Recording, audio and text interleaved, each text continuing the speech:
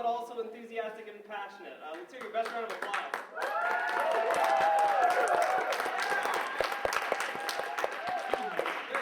Welcome to the Grassroots Shakespeare Play Today production of Richard III. The Grassroots Shakespeare Company is a local Shakespeare troupe that explores the theatrical traditions of Renaissance writers like Shakespeare. Tonight we'll be exploring Richard III. In Shakespeare's day, the actors had very little rehearsal time. Some scholars think that, in fact, they had almost no rehearsal time together. They would memorize, and that was it. Today, we've taken the liberty of a 3-hour rehearsal. None of these actors have worked together on this project before. We sent everybody's script out on Monday evening, so they've had 5 days to memorize. And then we also had a few people who didn't show up or were injured or who knows what. Anyway, so, if you see some script in hand, it's because these people have just received their scenes tonight. So, this is part improv, part Shakespeare, all fun. Thank you for coming. And we want you, the audience, to be as responsive as you'd like to be. So, let me hear your best boo. Boo. Well, now let's go with the boo. That's good, yeah. Boo. Yeah, so we can have lots of boos in this play because this play is about a fantastic villain, Richard. Let's hear your best huzzah. Huzzah. Okay, good. So well done. Without any further hesitation, here is Richard III.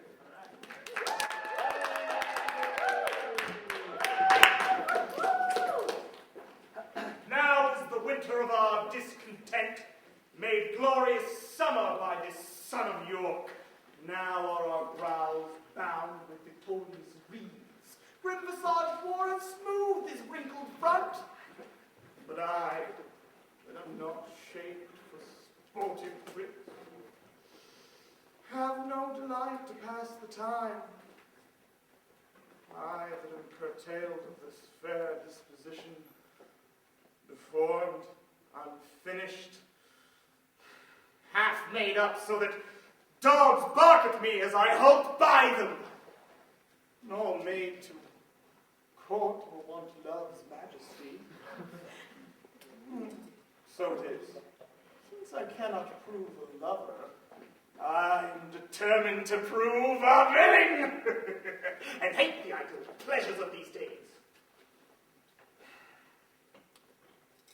So I have laid plots, dangerous inductions, to set my brother Clarence and the king in deadly hate one against the other.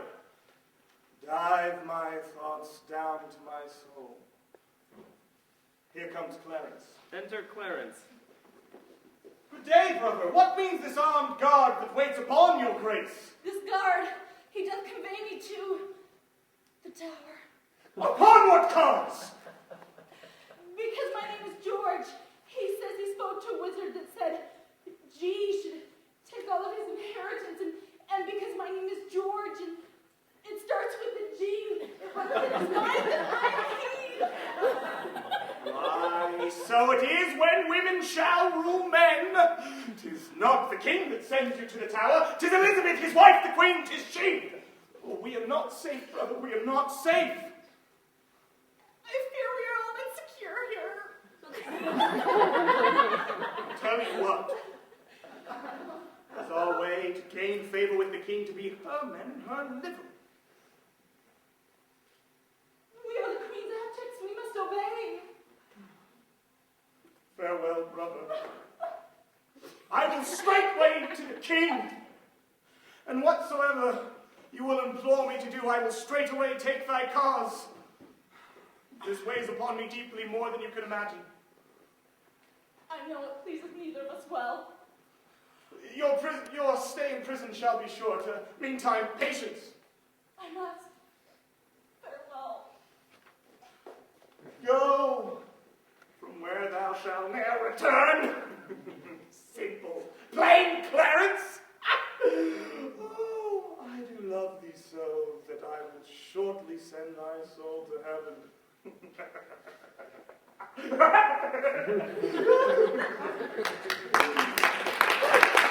Scene 2, another street. Enter Hastings.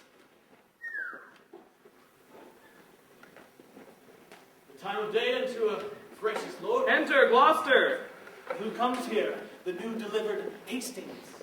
Hath my lord Brooks imprisonment.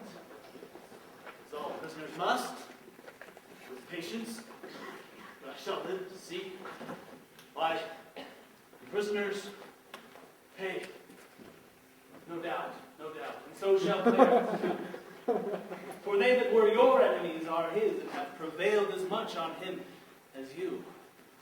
Well, what news abroad? No news so bad abroad as this at home. The king is sickly, weak, and melancholy. Now by St. Paul, that is bad news indeed. What? Is he in his bed? Yes. Go before me, I will follow you.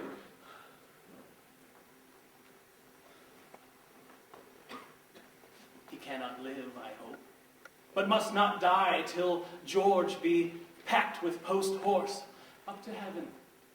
I'll in and urge his hatred more toward Clarence, and if I fail not in this deep intent, Clarence hath not another day to live. And then I'll marry Warwick's youngest daughter. What? Though I killed her husband and her father. The steadiest way to make amends is to become her husband and her father. But yet, I run before my horse to market. Clarence still breathes. Edward still lives and reigns. When they are gone, then must I count my gains.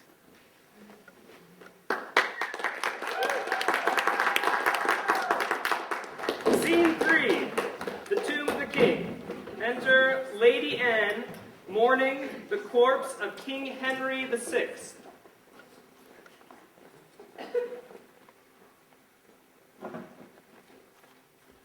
Poor key-cold figure of a holy king, thou bloodless remnant of that noble blood. Oh, hear the lamentations of poor Anne, wife to thy Edward, to thy slaughtered son, stabbed by the self-same hand that made these wounds. Enter Gloucester.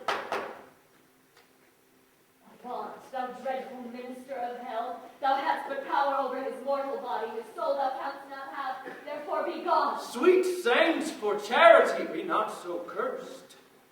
Oh, devil, for God's sake, hence and trouble us not, for thou hast made the happy earth thy hell. Lady, you know no rules of charity, which renders good for bad, blessings for curses. Villain, thou knowst no law of God nor man.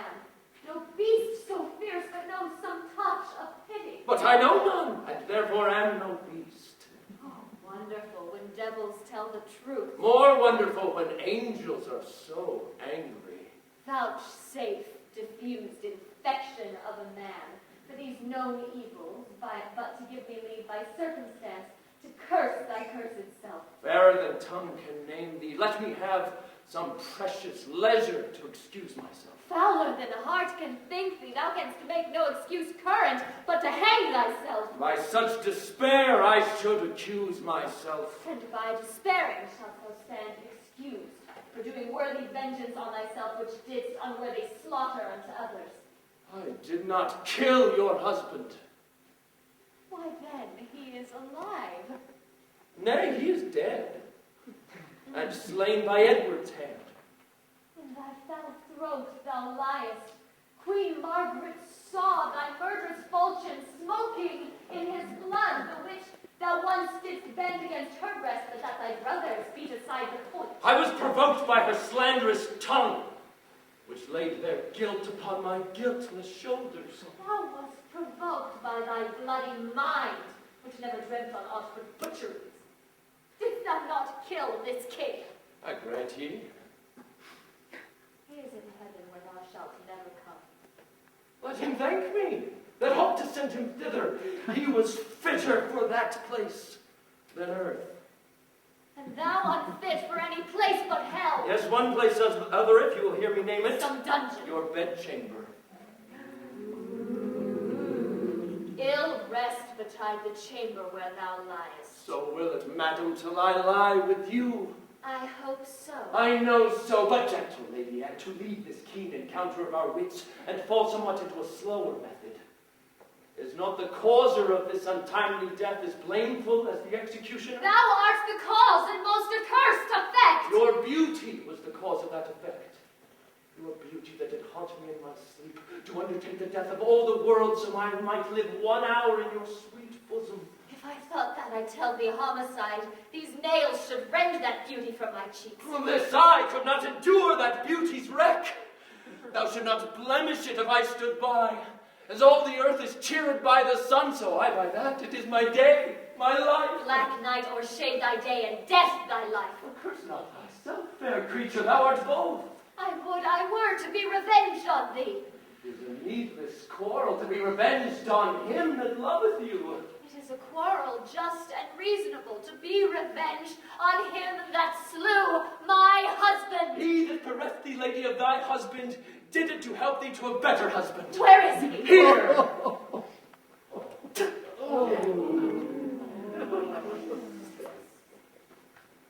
Why dost thou spit at me?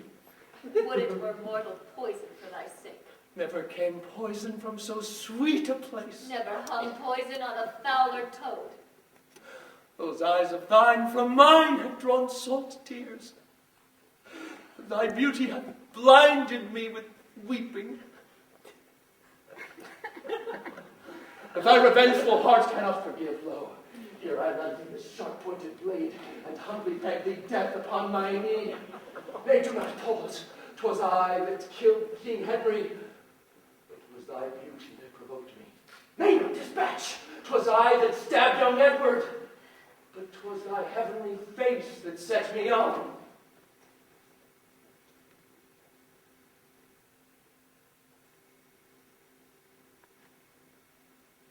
Arise, dissembler, though I wish thy death, I will not be thy executioner.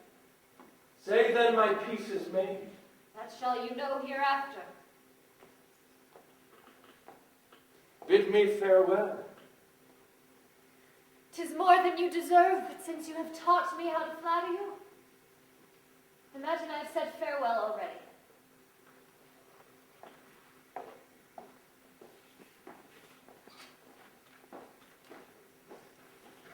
Was ever a woman in this humor wooed? Was ever a woman in this humor won? I will have her, but I will not keep her long. Shine out, fair sun, till I have bought a glass, that I may see my shadow as I pass.